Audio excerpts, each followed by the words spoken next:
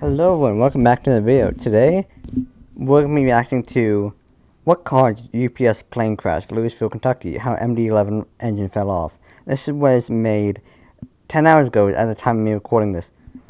If you do not know, recently, on the 4th of November, 2025, a UPS McDonnell Douglas MD-11 crashed in Louisville, Kentucky.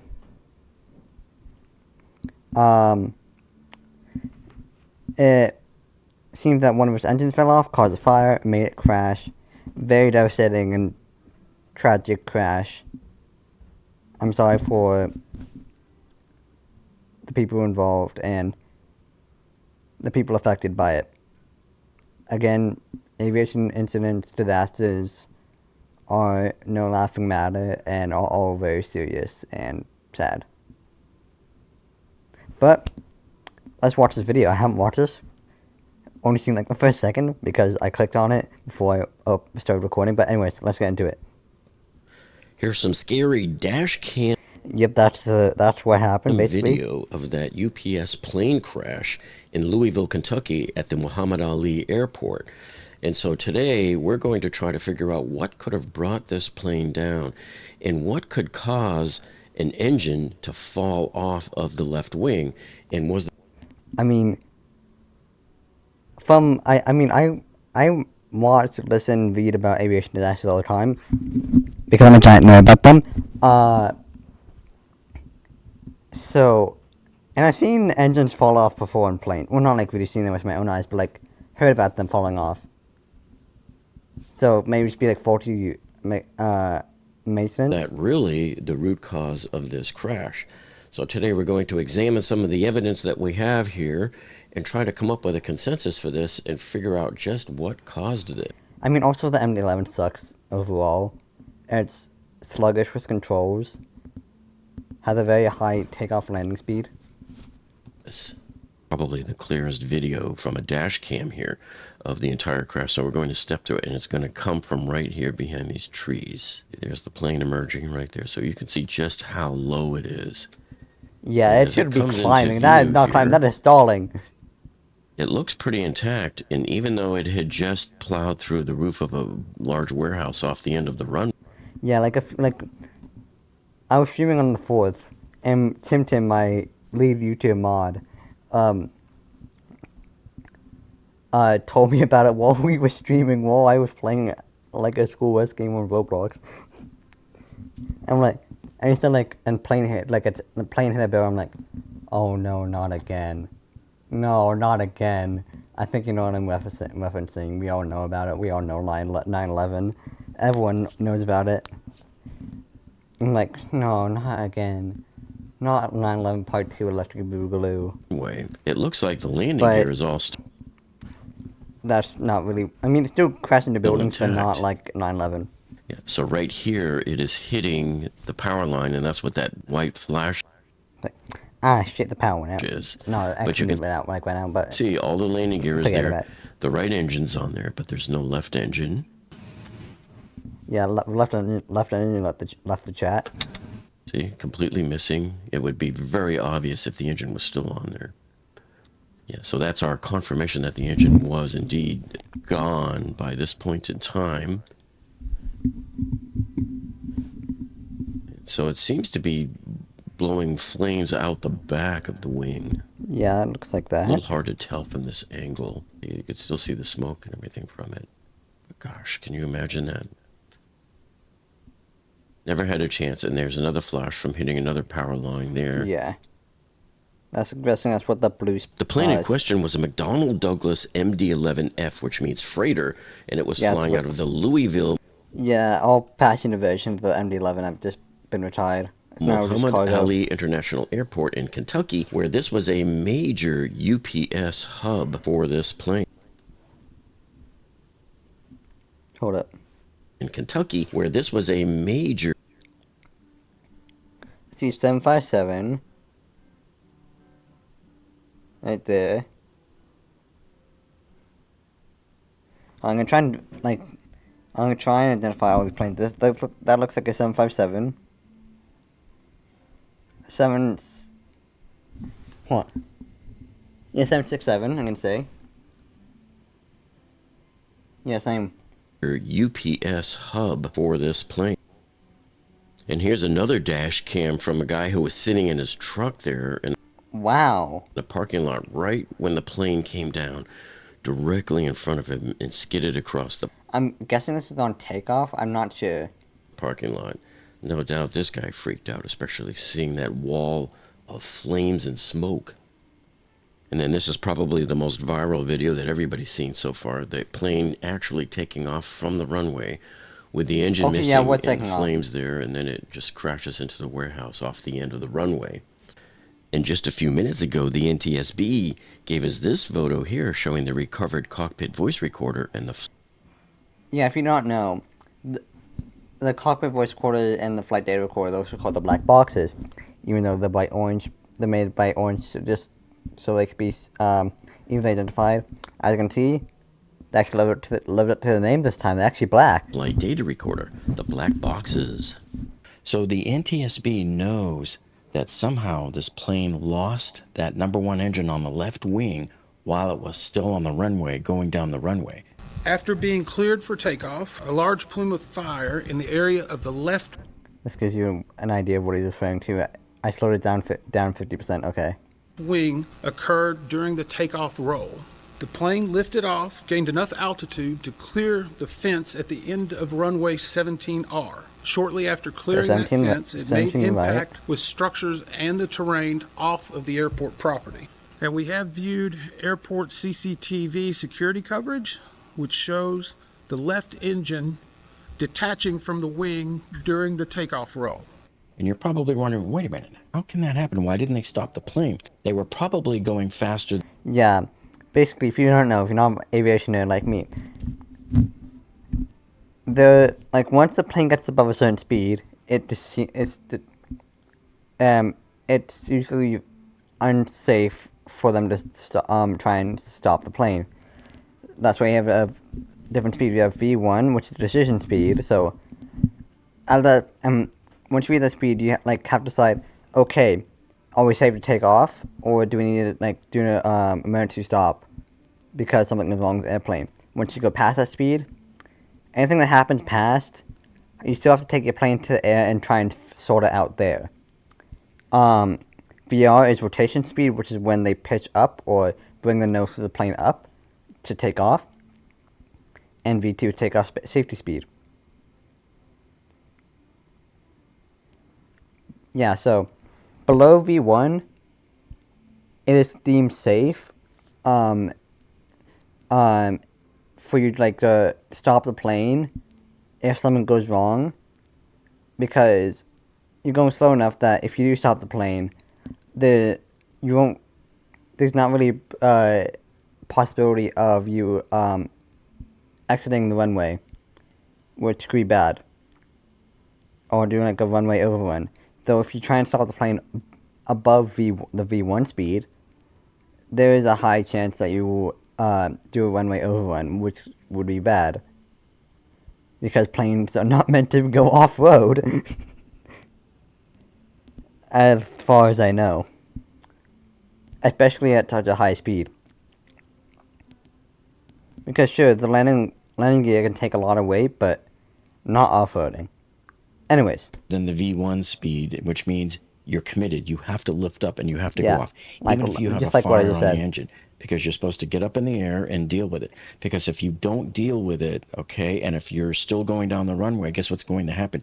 You're going to overrun the runway, then your plane's going to smash into buildings, and you're going to explode anyway. This is one of the biggest causes of the small aircraft crashes and the little private jets, because a lot of times they screw up and they don't abort when they're supposed to, and they just keep going right off into the fields, and everybody dies. I do want to also mention, this just happened in the last basically 30 minutes. We have identified the cockpit voice recorder and the flight data recorder. This is what is commonly referred to as a black box. We have investigators now that have located it, but we feel comfortable once we get these to our lab in DC that we will be able to get a good readout of the applicable data, and that will be yet another point of information that will really help us understand what happened. Basically, the engine that's been seen in some photographs. We do believe that is the engine from the left side of the plane. It is actually on the airfield. I mean, why? What other engine would it be? I mean, to be fair, like you could, like to be fair, the aircraft is probably damaged beyond pretty damaged, so you probably won't be able to see the wings and like each of the engines very well. But, so it's not off the airport property. Never mind. That correlates with the video that we've seen of it detaching from the airplane while it is in flight. We also know that a fire was occurring during that time, and so we're analyzing that. In fact, we have teams right now that are preparing to do the runway in what we call a FOD walk. That is foreign object debris. And 2 hours later, here is that FOD walk right here.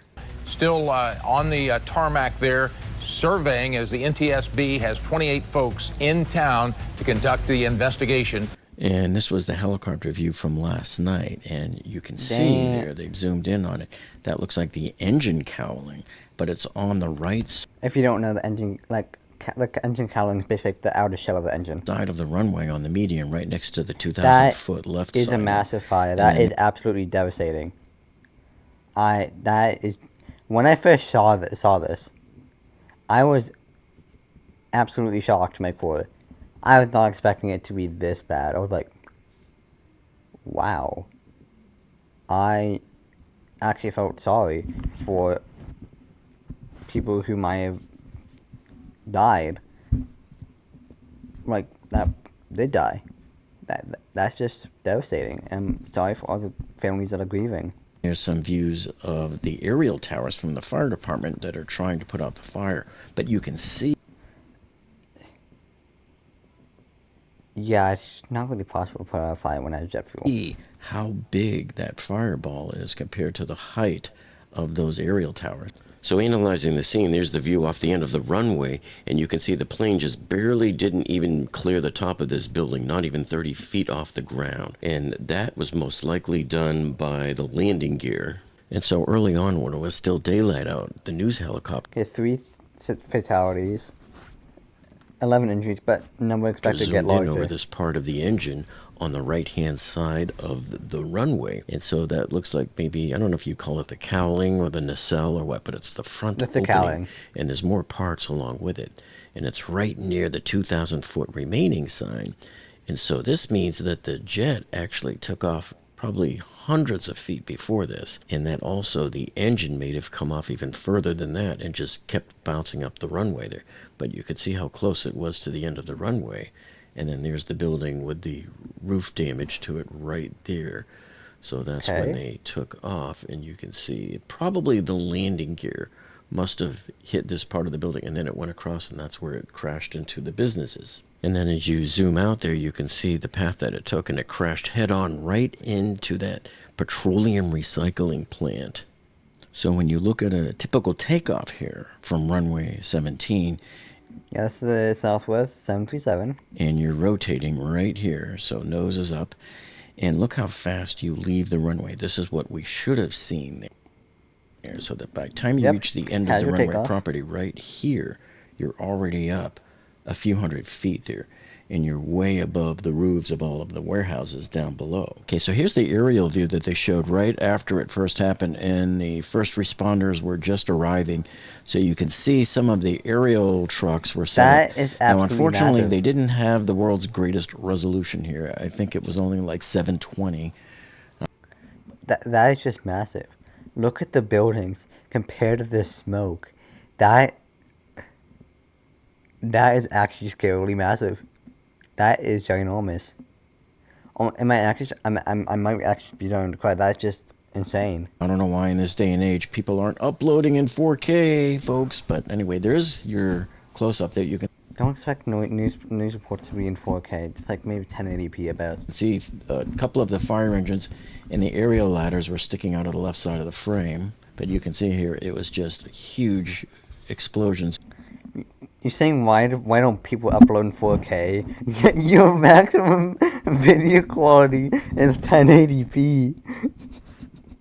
And I believe one of them was in a petroleum place, as you can see right there. And I'll show you in a minute where one of the tanks was rolling, actually, after the crash. And now as it zooms out, look at the building on the left middle edge of the screen. You can barely see the hole in the roof from where what I believe is the landing gear that came down and scraped that roof, which helped cause the plane to flip. And as it ran along that whole line of fire that you see there, that's when it rotated 90 degrees vertical, where you could see that the right wing was upward. So, as soon as I saw this crash, what immediately came to mind to me is What? American Airlines Flight 191. Now, some of you Oh might be yeah, too young to that. remember that. I was in high school when this happened, and this took place in Chicago, where a plane was taken off, and as soon as it took I off, almost the forgot about engine fell that. off the wing, and it caused the plane to flip over and crash. Everybody was killed. I mean, it's kind of understandable why like it would like flip over when like at an engine like exit the airplane, because weight imbalance. Yeah, that can affect aerodynamics pretty much a lot. That crash hit home for me because I used to visit my aunt and uncle in Naperville, Illinois, right outside Chicago. And so ever since that flight, I was afraid to fly for years, even though I would still go on the planes, but I Okay, would be very, very afraid. All because I don't know if I have issues. I mean, I already do, but like, if I don't know if I'm like a psycho for this, but like, for me, every time I read about a new aviation accident, incident, whatever, it actually makes me feel safer to fly, not like scared to fly, because I know that we learn from these mistakes, and every time we learn, we do stuff to make the aviation world safer.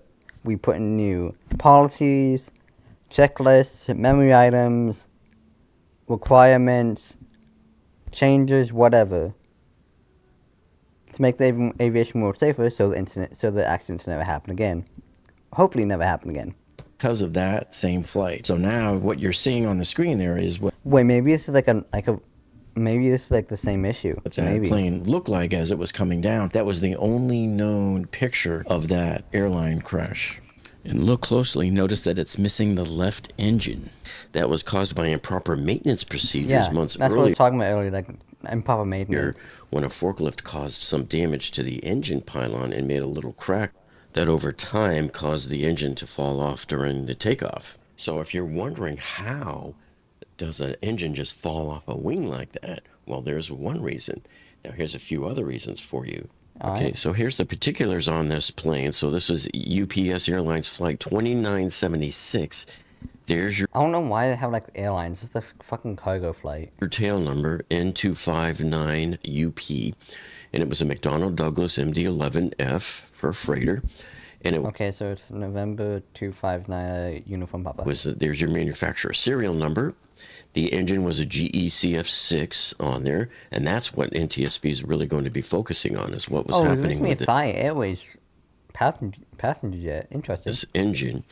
And it was built as a passenger plane in 1991 and delivered to Thai Airways, and it was acquired by UPS in 2006, and they re-registered it there to the N259UP that Okay, so when it was the Thai Airways, it was Hotel Sierra Dash Tango Mike Echo. it has now. And the freighter conversion was completed in April 2007. So a lot of work has been done to this plane over the years. And the operator history is here. So Thai Airways operated it as a passenger plane from 91 to 2006. UPS has been operating it as a freight plane since 2006, all the way up until the crash. But there has been some recent heavy maintenance. So the aircraft was at ST Engineering in San Antonio for heavy maintenance from September 3rd to October 18th. So just basically for about a month and a half or so. And media reports note that work addressing corrosion and a fuel tank crack before the return to service. Ooh, corrosion. So- Okay, I'm gonna get some water and I'm gonna let you all think about that. Think about what could happen. Speculate a bit. Speculate a bit. I'll be right back. I wonder if they're going to be focusing on that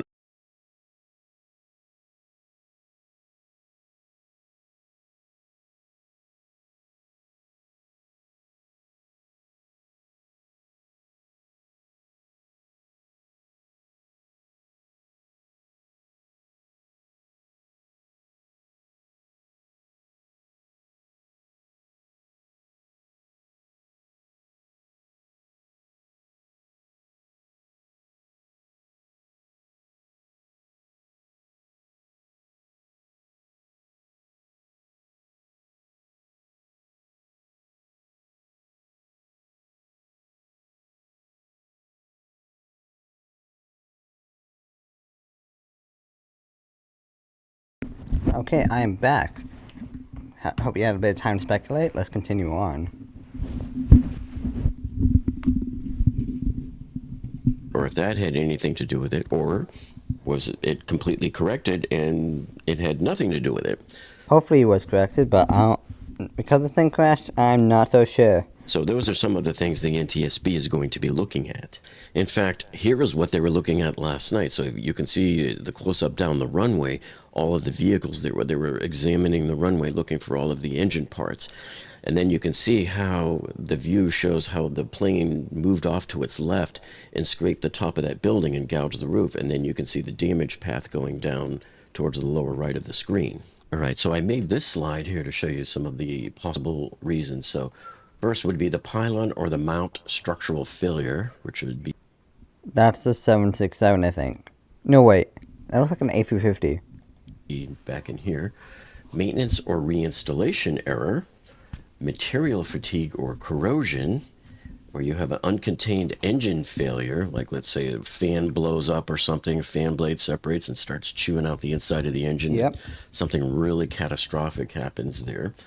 Or you have an impact or a ground event, so from a previous flight. You have takeoff aerodynamic or torque loads.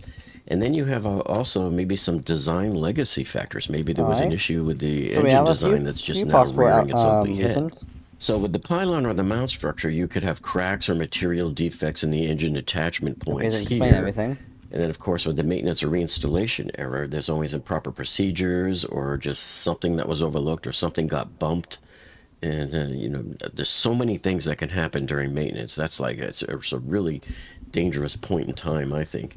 And then, of course, you have your material fatigue or corrosion. So if you have weakening of any of these pylon components or the brackets or the attachment bolts or something corrodes or cracks, you know, that could lead to catastrophic failure. And then, of course, you have your uncontained engine failure. So as I mentioned before, like engine debris, some people suggest a bird strike too. That could also cause something, but I don't think I've ever heard of a bird strike causing an engine to detach. Yeah. And then, of course, you know, on previous flights, you know, you could have had some, you know, rough landings that might have caused some issues. Leave it to Ryanair. Too. And remember, where you know, takeoff is always like probably your most dangerous time because that's when your stresses are the max. The engine is spinning up at its maximum, and that's when you weigh the most because you have two wings full of petroleum in there, plus your center tank if you've got one. And then also, you know, some of this, your aerodynamic and torque loads at takeoff are really when it's going to be the maximum at that point. So that's usually when you would expect something like this to happen. Now it looks like somebody shot this off of a CCTV screen at a nearby business. There's the plane at the top. And then take a look at some of these other security cam photos. Now watch the area right behind that red rescue truck. See how it looks like something skidded to a halt? Some early news reports were saying that was the engine, but that can't possibly be because we know the engine. So watch the area. Wait, I'm gonna watch it. I'm gonna watch some of these other security cam photos. Now watch the area right behind that red rescue truck. See how it looks like something skidded to a halt?